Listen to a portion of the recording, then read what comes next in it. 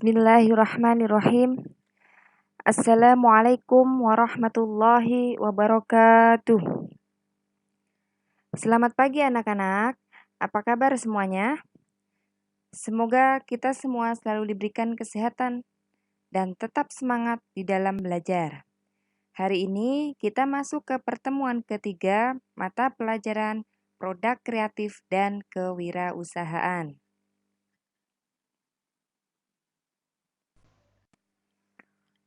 Pembahasan kita hari ini adalah sikap dan perilaku wirausaha. Kita akan membahas mengenai sikap dan perilaku wirausaha yang dapat mengantarkan seseorang menjadi wirausahawan yang sukses. Sebelumnya, kita pahami dulu tentang karakteristik dasar seorang wirausahawan. Seorang wirausahawan adalah seorang inovator, karena mereka menemukan ide peluang usaha dan mewujudkannya dalam bentuk badan usaha. Artinya, seorang wirausahawan itu adalah seseorang yang menemukan atau mempunyai ide baru dan mampu mewujudkan idenya tersebut, ya. Jadi punya ide dan mampu mengupayakan idenya dalam bentuk usaha, ya. Selanjutnya, karakteristik dasar yang wajib dimiliki seorang wirausaha itu ada 3, yaitu yang pertama, kemampuan manajerial, yang kedua, kepemimpinan, dan yang ketiga adalah membangun tim. Kemampuan manajerial adalah keterampilan untuk mengatur, mengkoordinasikan, dan menggerakkan para bawahan ke arah pencapaian tujuan yang telah ditentukan. Artinya, mampu mengajak bawahan, mampu mengajak timnya dalam mencapai tujuan, ya. Yang kedua adalah kepemimpinan. Nah, leadership skill atau kemampuan kepemimpinan itu adalah kemampuan seseorang untuk menginspirasi orang lain agar mau bertindak sesuai rencana demi mencapai tujuan yang telah ditetapkan. Jadi, seorang pemimpin itu harus menginspirasi bagi bawahannya, bagi anak buahnya, agar bawahannya tersebut dapat bertindak sesuai dengan rencana perusahaan atau rencana dalam berwirausaha. Kepemimpinan pada dasarnya tidak bisa berjalan sendirian. Kepemimpinan muncul karena adanya kerjasama dengan orang lain. Tidak ada orang lain, tidak ada pemimpin. Pemimpin bukanlah untuk satu orang saja, melainkan melibatkan kerjasama tim atau yang disebut dengan membangun tim, ya. Tim yang handal adalah tim yang bisa bekerja sama, saling percaya dan saling menghargai. Nah, dalam membangun tim adalah mengupayakan kesamaan visi, kesamaan misi dan tujuan yang ingin dicapai dengan terus melakukan brainstorming agar kesepakatan bersama dapat tercapai. Tantangan utama yang berhubungan dengan aspek kepemimpinan tim adalah membangun budaya yang kondusif serta menciptakan atmosfer yang mendukung kerja sama tim, ya.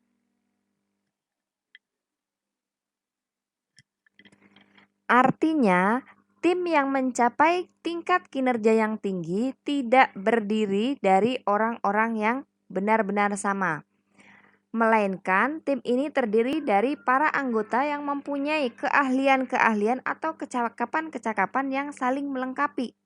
Jadi, dia tidak bisa tidak bisa bekerja sendiri, melainkan dengan adanya kerjasama yang saling melengkapi.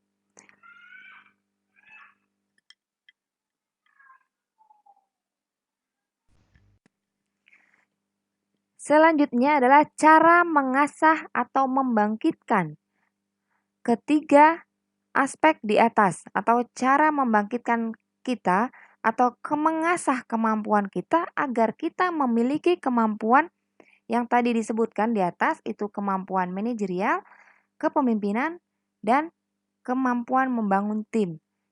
Caranya adalah yang pertama, kita memiliki persepsi terhadap ketidakpastian dan mampu menanggung resiko.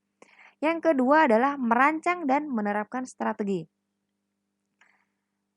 Yang pertama, memiliki persepsi terhadap ketidakpastian dan mampu menanggung resiko. Pada dasarnya, kewirausahaan merupakan kegiatan untuk menghindari resiko agar mendapatkan sebuah keuntungan. Nah, seorang wirausahawan berani mempertaruhkan karir serta kemapanan keuangannya agar bisa mewujudkan ide-ide usahanya, sekalipun usahanya masih dalam tahap ketidakpastian.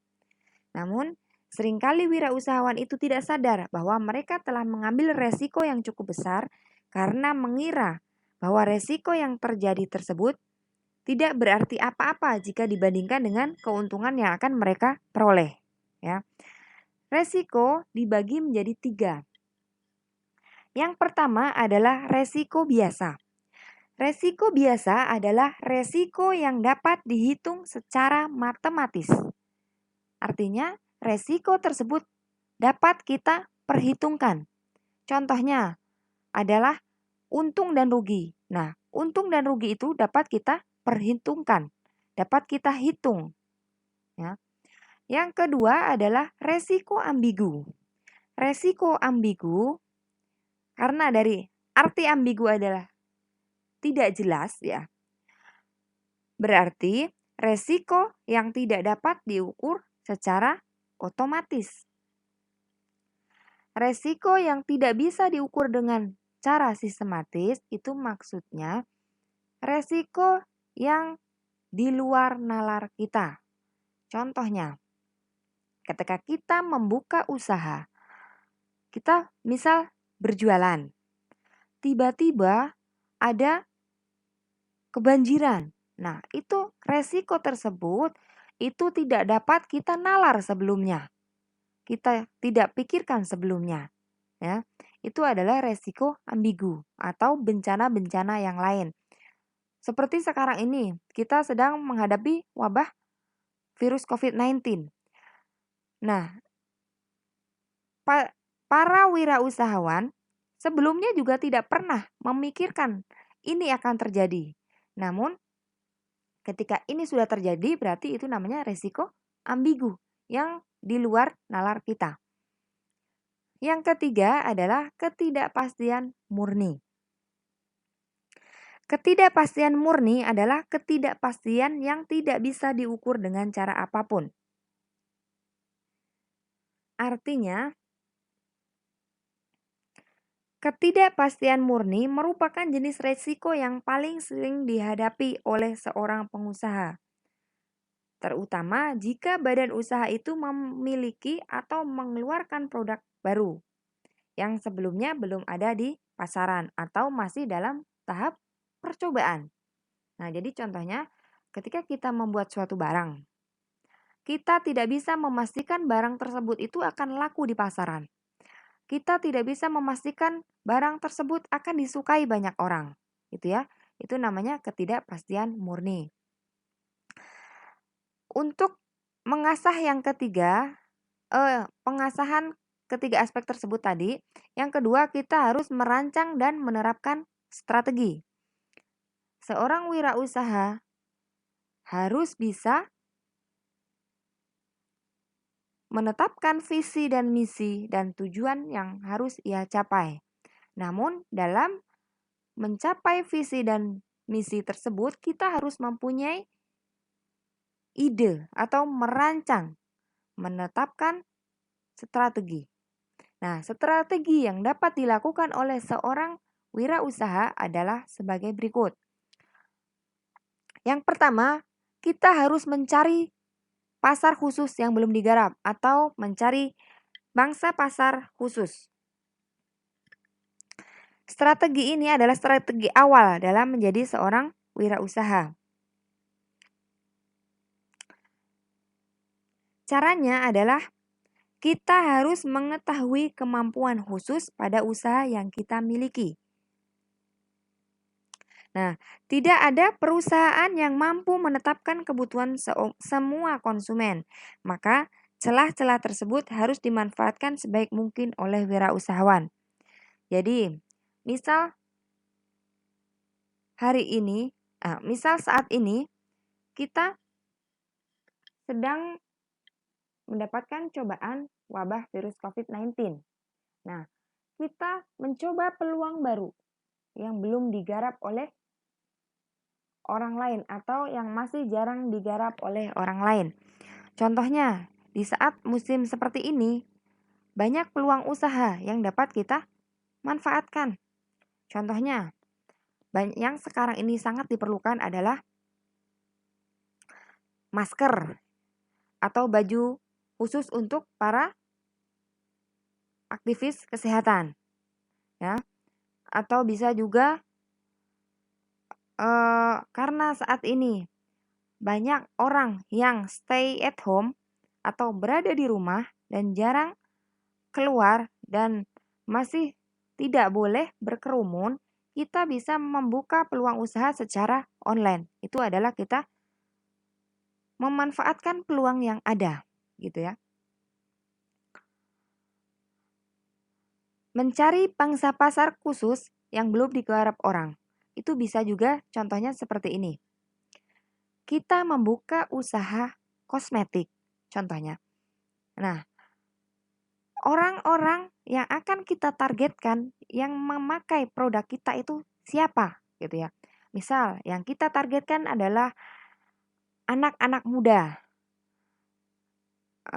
para remaja dan ibu-ibu. Nah, kita targetkan atau kita cari bangsa pasar yang khusus untuk produk kita. Jadi, ketika kita membuat suatu kosmetik itu bukan untuk anak-anak gitu ya. Jadi bangsa pasarnya itu target yang akan memakai produk kita.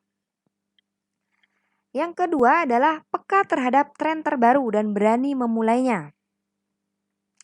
Carilah kebutuhan dan keinginan terbaru dari para konsumen yang tumbuh dari perubahan tren di segi kultural, ekonomi, teknologi yang menjadi sinyal kesempatan pasar baru.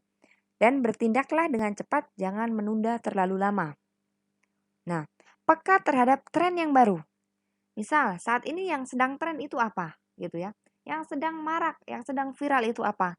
Nah, di situ terletak peluang usaha kita. Gitu ya. Jadi kita berani memulai usaha yang saat ini misal sedang viralnya apa gitu ya. Yang ketiga adalah segera mengimplementasikan ide menjadi sebuah tindakan. Artinya, jika kita punya ide-ide baru, punya inovasi baru, punya kreatif usaha atau membuka peluang usaha, itu jangan cuma dipikirkan. Karena usaha yang baik itu bukan cuma dipikirkan dan direncanakan, tetapi harus diimplementasikan atau direalisasikan menjadikan sebuah tindakan. Yang keempat, hindari kata-kata yang mematahkan semangat. Agar usaha yang kita bangun menjadi maju, kita harus mengabaikan ungkapan ketidakkepercayaan yang dilontarkan orang lain. Orang lain tetap mencari kesalahan-kesalahan yang ada pada diri kita. Pada satu sisi, hal tersebut bisa menjadi bahan introspeksi bagi kita. Namun, apabila orang lain sudah memberikan kritik yang tidak masuk akal, maka kita bisa membiarkan orang tersebut berbicara sesuka hati mereka tanpa harus kita hiraukan. Artinya, jangan dengarkan omongan orang yang menurunkan semangat kita. Ya. Jadikan hinaan orang lain, jadikan omongan orang lain yang membuat kita drop tadi itu menjadikan kita semangat untuk membuktikan bahwa saya mampu, saya bisa, gitu ya. Hindari orang-orang yang sering mengejek kita, hindari orang-orang yang mematahkan semangat kita. Karena jika kita terpengaruh dengan omongan tersebut, maka kita akan down. Makanya jadikan hinaan, jadikan ejekan orang lain itu menjadi semangat kita untuk membuktikan bahwa saya mampu, saya bisa membuktikan kepada mereka saya bisa sukses, gitu ya. Selanjutnya, yang terakhir adalah eksplorasikan kelemahan kompetitor. Artinya, ambil pandangan kritis terhadap kompetitor. Dengarkan baik-baik akan kebutuhan dan komplain dari konsumen saat melakukan penjajakan produk. Hal ini dapat membantu mengidentifikasi kekurangan dan kelemahan kompetitor. Maksudnya gimana? Maksudnya adalah kita dengarkan keluhan-keluhan dari konsumen. Misalnya, keluhan konsumen tentang produk orang lain. Nah, contohnya seperti ini, ada konsumen yang mengatakan atau curhat gitu, misal komplain terhadap produk orang lain atau membandingkan produk kita dengan produk orang lain. Produk ini jauh lebih jelek gitu ya dibandingkan dengan produk kita. Nah, kelemahan dari kompetitor atau kelemahan dari pesaing kita itu kita gunakan. Itu karena itu adalah peluang kita untuk bisa memberikan kelebihan pada konsumen kita. Jadi, eksplorasikan kelemahan kompetitor. Kita cari kelemahan dari para pesaing kita untuk dapat dijadikan kelebihan pada produk kita, gitu ya. Menurut ETH Zurich tahun 2014 mengatakan, jika dibandingkan dengan manajer biasa, para wirausahawan memiliki tingkat efisiensi yang lebih tinggi dalam mengambil keputusan. Maksudnya, seorang wirausahawan memiliki efisiensi yang lebih tinggi, memiliki kemampuan yang lebih tinggi dalam mengambil keputusan dibanding dengan manajer biasa. Kenapa? Karena seorang wirausahawan itu dia mampu mengeluarkan ide, dia mampu menjalankan bisnisnya, dia mampu mengeluarkan produknya, dan dia juga mampu memasarkan produknya. Itulah bedanya wirausahawan dengan karyawan biasa atau manajer biasa. Nah, karena wirausahawan itu mengeluarkan ide, membuat produk, memasarkan produknya sendiri, dan dia mengambil keputusan sendiri, maka kemampuannya lebih tinggi atau kemampuannya lebih dapat dicerna atau lebih memikirkan atau memperhitungkan hal-hal meskipun itu hal yang kecil dibandingkan dengan manajer biasa atau karyawan biasa atau yang disebut dengan wira swasta, gitu ya.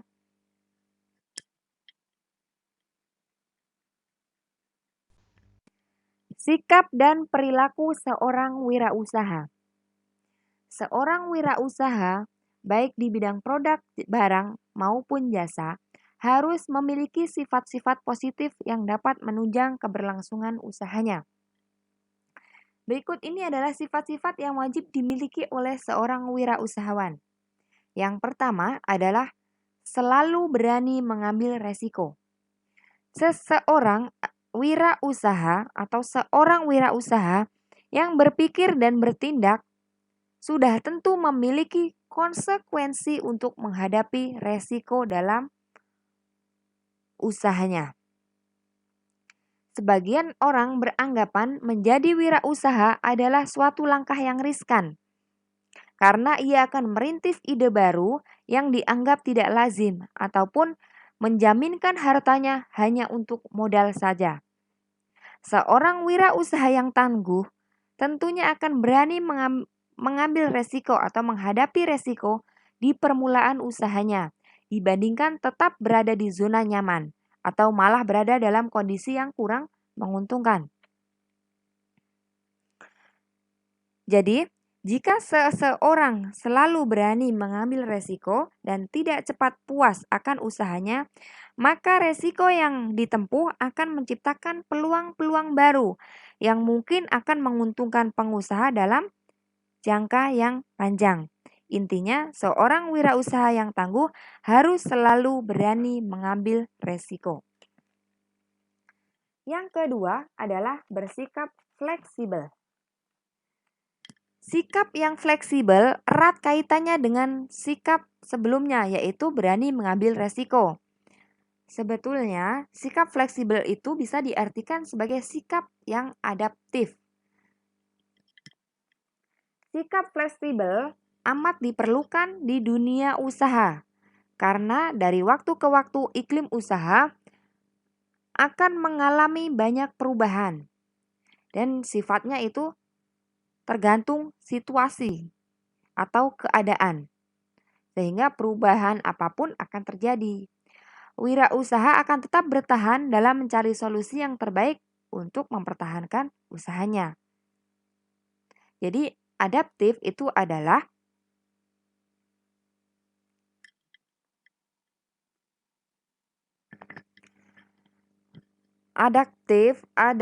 mudah menyesuaikan diri dengan keadaan yang terjadi.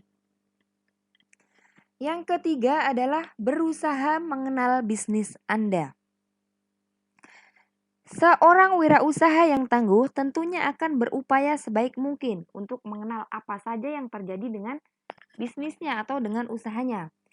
Sikap yang bertolak belakang adalah sikap mengucilkan diri dan menganggap bisnis atau usaha yang dilakukan itu sudah berjalan dengan baik.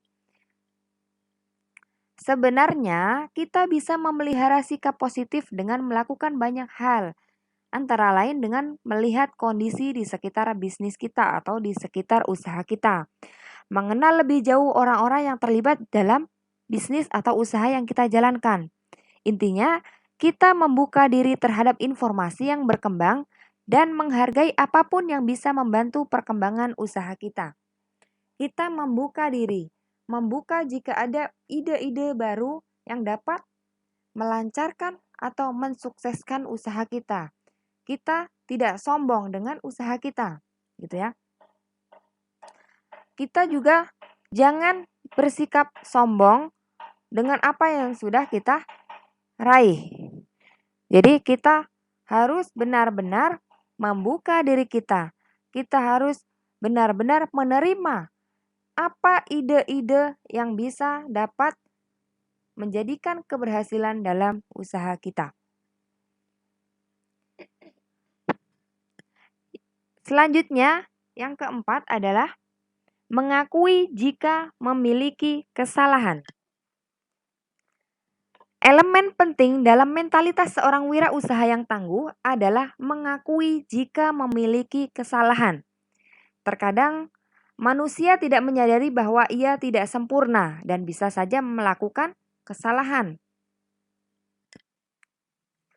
Dalam dunia wirausaha, lebih baik kita mengakui kesalahan dan memperbaikinya dibanding terus melakukan usaha dalam konsep yang salah. Untuk mempertimbangkan salah atau benar langkah yang kita lakukan, kita bisa melakukan komunikasi yang terlibat atau komunikasi dengan orang lain yang mampu atau yang terlibat dalam usaha kita, maupun dengan melakukan pengamatan atau observasi secara langsung kepada usaha kita. Jadi, jika kita melakukan kesalahan dalam usaha kita, kita harus mengakuinya. Jadi jangan menutup-nutupinya. Karena dengan begitu kita bisa memperbaiki kesalahan kita. Selanjutnya, yang kelima adalah bersikap jujur. Dalam sebuah usaha, nilai etika yang harus dipegang adalah kejujuran. Kejujuran dapat menimbulkan respek dari konsumen. Dengan memegang prinsip kejujuran, seorang wirausaha dapat bertahan dalam usahanya. Bayangkan jika kita sebagai wirausaha mencoba menipu konsumen, misalnya memberikan informasi yang menyesatkan tentang produknya. Mungkin usaha tersebut tidak akan bertahan lama. Oleh karena itu, jika kita ingin wirausaha atau menjadi seorang wirausaha yang tangguh, harus memiliki prinsip kejujuran, karena kejujuran amat berharga dan sebagai modal awal kita dalam berusaha. Selanjutnya, yaitu optimis dengan masa depan. Pada umumnya, masyarakat menghormati seseorang yang berhati-hati dan bijaksana dengan masa depan. Sikap kehati-hatian itu tidak bermasalah, namun akan menjaga pokok permasalahan bila kehati-hatian itu menyebabkan hilangnya peluang bisnis yang lewat di depan mata. Prinsip dalam menjalankan usaha harus berani gagal, namun sekaligus optimis bahwa di balik usaha yang kita lakukan itu akan ada keberhasilan. Jadi, jangan takut gagal, karena kegagalan adalah awal dari keberhasilan. Selanjutnya yang terakhir adalah memiliki gairah dalam wirausaha. Wirausaha yang tangguh menjalankan usaha dengan sepenuh hati. Bila kita bekerja sesuai dengan hobi, tentunya proses untuk mencapai keberhasilan tidak akan terasa berat. Semua akan terasa menyenangkan. Dan bayangkan bila kita terjun dalam sebuah usaha, katakanlah membuat sebuah produk atau barang jasa yang kita sendiri tidak menyukainya.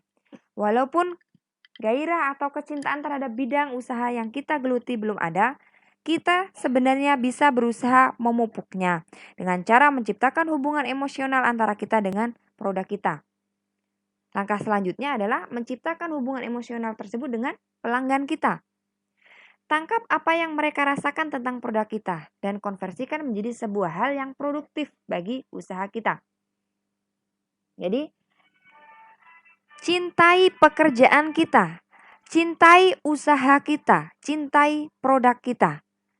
Maka dengan kita mencintai dengan sepenuh hati, maka kita pun menjalankan usaha ini dengan semangat, dengan hati-hati, dengan penuh tanggung jawab.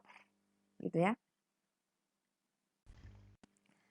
Identifikasi usaha berdasarkan karakteristik dan sikap wirausaha.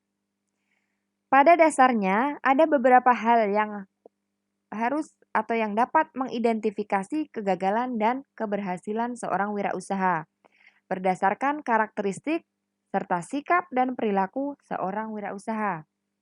Yang pertama adalah dream atau mimpi. Seorang wirausaha mempunyai ambisi, mempunyai keinginan, mempunyai mimpi terhadap masa depan pribadinya dan bisnisnya, serta mempunyai kemampuan untuk mewujudkan impiannya. Seorang wirausaha mempunyai visi bagaimana keinginannya terhadap masa depan pribadi dan usahanya. Dan yang paling penting adalah dia mempunyai kemampuan untuk mewujudkan impian tersebut. Yang kedua adalah doers, artinya menindaklanjuti. Seorang wirausaha dalam membuat keputusan akan langsung menindaklanjuti. Seorang wirausaha melaksanakan kegiatannya secepat mungkin, akan tetapi harus selalu memperhitungkannya. Seorang wirausaha tidak mau menunda-nunda kesempatan untuk melakukan usaha yang baik atau mengeluarkan ide-ide yang baik. Yang ketiga adalah decisiveness. Artinya, seorang wirausaha adalah orang yang tidak bekerja lambat atau dia selalu memperhitungkan dengan tegas. Membuat keputusan secara cepat dan penuh perhitungan. Kecepatan dan ketepatan mengambil keputusan adalah faktor kunci dalam kesuksesan bisnis. Yang keempat adalah determination. Seorang wirausaha melakukan atau melaksanakan kegiatannya dengan penuh perhatian, dengan penuh tekad dan kegigihan. Memiliki rasa percaya diri yang tinggi, tidak menyerah walaupun dihadapkan dengan halangan ataupun rintangan ataupun cobaan yang mungkin susah untuk diatasinya. Selanjutnya yaitu dedication atau dedikasi yang tinggi. Dedikasi seorang wirausaha terhadap bisnisnya itu sangat tinggi. Kadang-kadang mengorbankan kepentingan keluarga hanya untuk bisnisnya.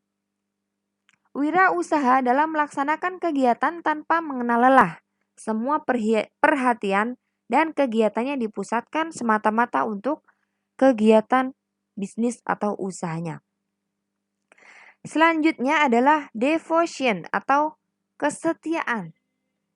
Kesetiaan ini erat kaitannya dengan mencintai atau cinta ya. Seorang wirausaha yang mencintai pekerjaannya atau mencintai usahanya dan produk yang dihasilkannya akan mendorong keberhasilan yang sangat efektif untuk menjual produknya. Selanjutnya, detail atau rinci. Seorang wirausaha sangat memperhatikan faktor-faktor kritis secara rinci. Dia tidak mau, bahkan tidak pernah mengabaikan faktor-faktor atau masalah-masalah kecil sekalipun yang dapat memperhambat kegiatan usahanya. Selanjutnya adalah destiny. Destiny itu artinya nasib. Seorang wirausaha sangat bertanggung jawab terhadap nasib dan tujuan yang hendak ia capai dan tidak mau tergantung pada orang lain. Selanjutnya adalah dollars atau uang. Seorang wirausaha tidak mengutamakan pencapaian kekayaan karena motivasinya bukan karena masalah uang. Uang dianggap sebagai ukuran kesuksesan bisnisnya.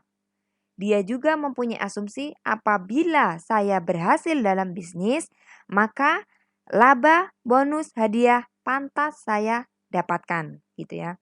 Jadi sebenarnya bukan semata-mata soal uang. Tapi ketika saya berhasil dalam bisnis saya pantas mendapatkan uang atau bonus atau keuntungan. Selanjutnya yang terakhir adalah distribut. Seorang wirausaha bersedia mendistribusikan kepemilikan bisnisnya pada orang-orang kepercayaannya. Artinya, orang-orang yang kritis terhadap inovasi yang mau diajak untuk mencapai kesuksesan. Yaitu ketika kita membuka usaha, kita harus mau berbagi dengan orang lain. Kita harus mempercayakan kegiatan usaha kita kepada orang lain karena tidak mungkin kita mengerjakan usaha kita itu sendiri. Jika ruang lingkupnya usaha kita itu sudah besar, tapi ketika usaha kita masih kecil mungkin masih bisa dikerjakan sendiri. Jika usaha kita sudah besar, kita tidak bisa melakukan usaha kita itu sendiri. Kita harus memberikan kepercayaan kepada orang lain. Dengan catatan orang-orang tersebut dapat dipercaya dan mampu memberikan inovasi baru atau ide-ide baru yang dapat diajak untuk mencapai kesuksesan. Nah, materi pembahasan kita pada pertemuan ketiga kali ini sudah selesai. Cukup sekian, kurang lebihnya saya mohon maaf. Jika ada pertanyaan, silahkan menghubungi via WhatsApp atau bisa komen di video ini. Silahkan dipelajari dan dipahami. Jangan lupa dicatat. Terima kasih. Assalamualaikum warahmatullahi wabarakatuh.